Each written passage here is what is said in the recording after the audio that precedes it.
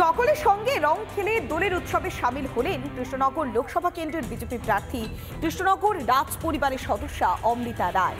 নদিয়ার কৃষ্ণনগরের রাজবাড়িতে দোল উৎসবে মাতলেন তিনি। জানালেন সর্ববৃহৎ রাজনৈতিক দলের প্রার্থী করার বিজেপির কাছে তিনি কৃতজ্ঞ। রঙের উৎসবে সমস্ত কালো রং মুছে যান, এই বার্তা দিলেন অমৃতা রায়।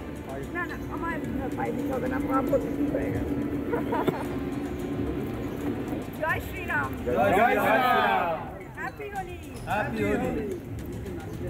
ভারত মাতা কি। একেবারে অন্য জগতে চলে গেছি। ফার্স্টলি আমার একটা বৃহৎ পরিবারের সঙ্গে খেলছি, সেটা একটা অন্য অনুভূতি। সেটা আমি কিছুতেই আমি তো একটা জায়গা, দেখুন, আমি তো একটা মানুষ হয়ে একটা সিস্টেম কি পাল্টাতে পারবো না, ফলে আমার একটা ভালো প্ল্যাটফর্ম দরকার ছিল। সো সেইখান থেকে আমি প্রতিদ্বন্দ্বিতাটা করব। পার্টি আলাদা হতে পারে, আমার আইডিওলজি আলাদা হতে পারে, কিন্তু আমি আসলে তো মানুষের জন্যই এসেছি। মানুষের যাতে ভালো হয় এবং মানুষ যাতে ন্যায্য অধিকারগুলো ফিরে পায়। বসিরহাট লোকসভা কেন্দ্রের বিজেপি প্রার্থী সন্দেশখালীর প্রতিবাদী মুখ রেখা পাত্র। রবিবার রেখার নাম ঘোষণা হতেই সন্দেশখালী জুড়ে উৎসবের আমেজ। রেখার লড়াইয়ের পাশে গোটা সন্দেশখালী। রেখাকে এগিয়ে যাওয়ার বার্তা দিচ্ছে পরিবার পরিজনরা। সুন্দরবনের জন্য কাজ করতে চাইছেন রেখা।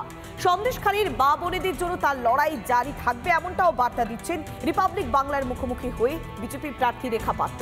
অন্যদিকে রেখা পাত্রকে প্রার্থী করায় বিক্ষোভে সামিল হয়েছেন সন্দেশখালীর মহিলাদের একাংশ।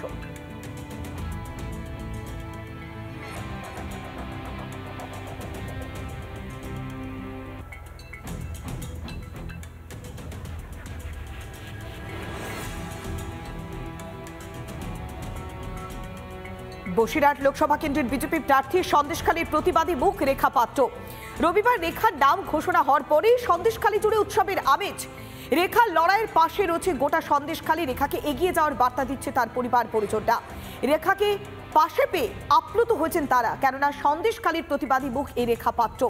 সন্দেশখালীতে যেভাবে মহিলারা গর্জে উঠেছিলেন, সেই উচ্ছ্বাসের ছবিটা দেখাচ্ছিলাম এতক্ষণ। অন্যদিকে বিক্ষোভ দেখাচ্ছেন একাংশ, কেননা রেখা পাত্রকে যখন প্রার্থী করা হয়েছে, সেই প্রার্থী হিসেবে তারা রেখা পাত্রকে মেনে নিতে চাইছে না।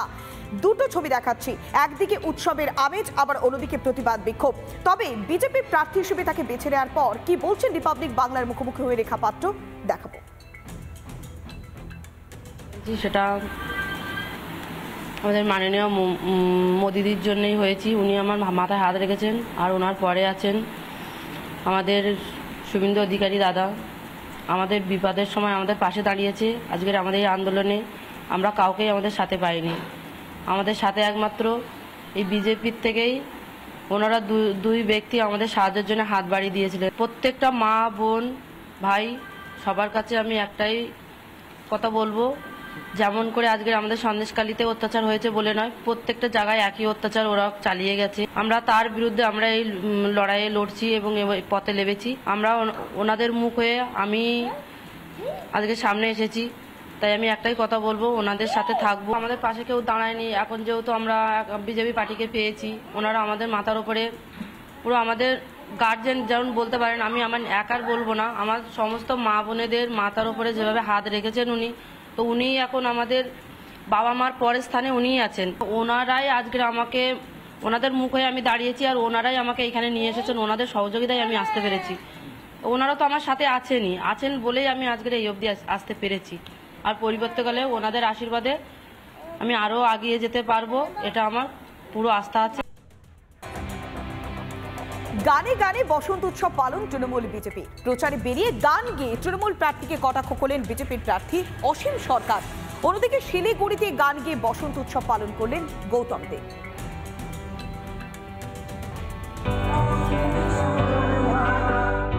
উত্তর থেকে দক্ষিণ, পূর্ব থেকে পশ্চিম, রঙিন গোটা রাজ্য। রবিবার নাম ঘোষণা হওয়ার পরই দোলের দিন প্রচার ময়দানে নেমে পড়েছেন পূর্ব বর্ধমানের বিজেপি প্রার্থী গীতিকার অসীম সরকার। দোল পূর্ণিমার দিনই কালনায় ভবা পাগলা মন্দিরে পুজো দেন অসীম সরকার। তারপর 108 শিব মন্দিরে পুজো দিয়ে প্রচারে বেরোন বর্ধমান পূর্বের বিজেপি প্রার্থী। প্রচারে বেরিয়ে তৃণমূল প্রার্থী ডাক্তার শর্মিলা সরকারের উদ্দেশ্যে গান বাঁধেন অসীম সরকার। শর্মিলা সরকার তুমি নাকি মনোরোগ বিশেষজ্ঞ ডাক্তার।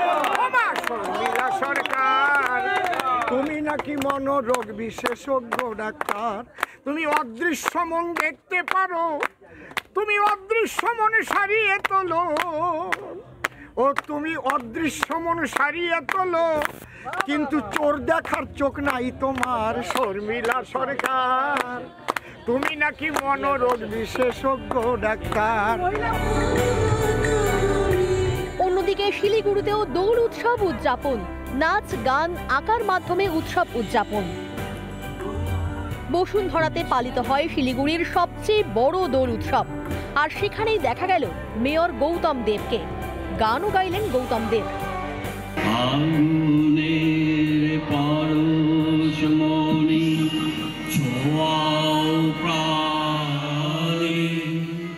জীবন পূর্ণ করো,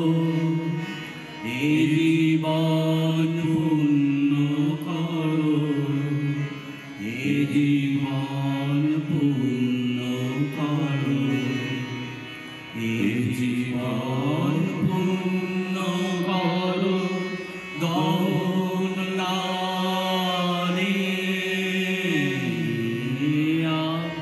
নারী পরশুমণি ছোঁয়া প্রাণে।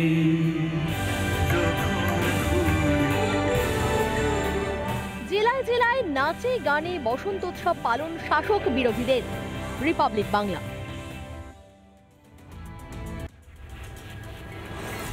কথা দিয়েও কথা না রাখার অভিযোগ অভিনেতা সাংসদ দেবের বিরুদ্ধে। স্কুলে উন্নয়নে টাকা দেবেন বলে টাকা দেননি, এমনটাই অভিযোগ। এমন একাধিক অভিযোগ তুলে পোস্টার দিল বিজেপি। পোস্টারে আরো লেখা, হিরণ জিতলে দেবে টাকা। ঘটনায় শোরগোল পড়ে গিয়েছে গোটা এলাকায়। ঘাটালের খড়ার পুরসভার খাড়ার সূর্যকুমার হেমাঙ্গিনী হাইট বালিকা বিদ্যালয়, এই বিদ্যালয়ে বেহাল দশা।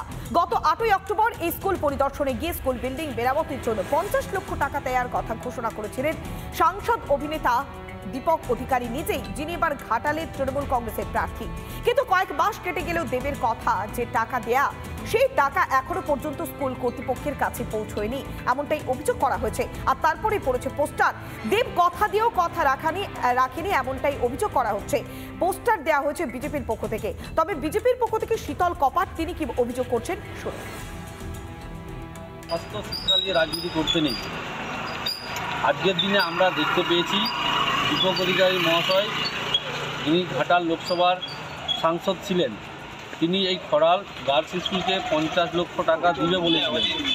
যখন তিনি বুঝতে পারলেন যে স্কুল কর্তৃপক্ষ তার যে 30% কাটমানি সেটা দেবে না বলছে, তখন তিনি ওই 50 লক্ষ টাকা আর বরাদ্দ করল না। আমি আমার ফান্ড থেকে, এমএলএ ফান্ড থেকে প্রায় 5.5 লক্ষ টাকা বরাদ্দ করেছিলাম।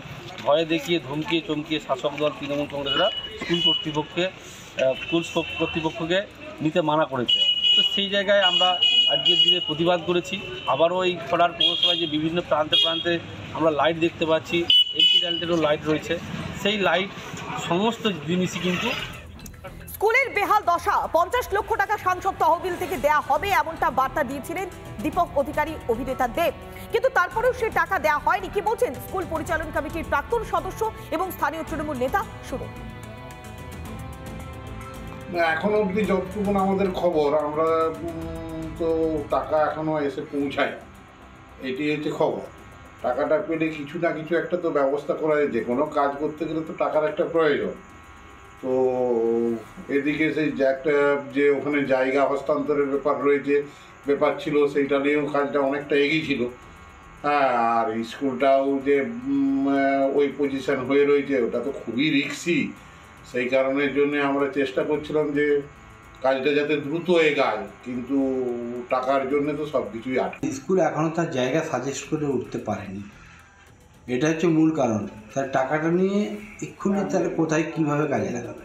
আর হিরণ যেটা বলছে, ও তো পাগলামির মতো বকছে, সে আতঙ্কিত হয়ে গেছে এখন থেকে।